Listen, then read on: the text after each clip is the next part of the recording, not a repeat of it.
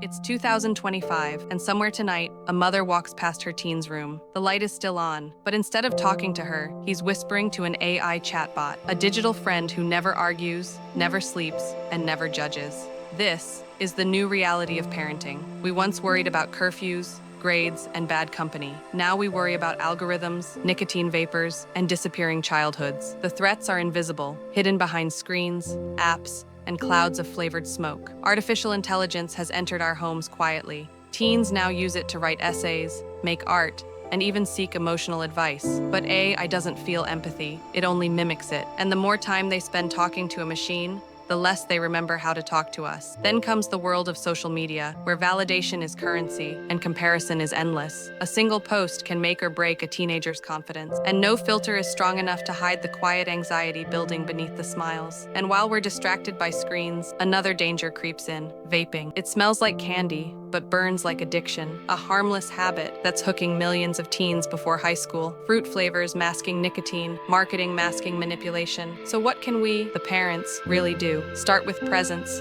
not perfection. Put the phone down, look them in the eyes, ask what they feel, not just what they're doing. Create rules that protect, not punish, and teach them that technology can build their world, but it should never define their worth. Because while the world keeps getting smarter, our children still need something no AI will ever replace: a parent's love, a mother's voice, and a home that feels like a heartbeat, not a notification.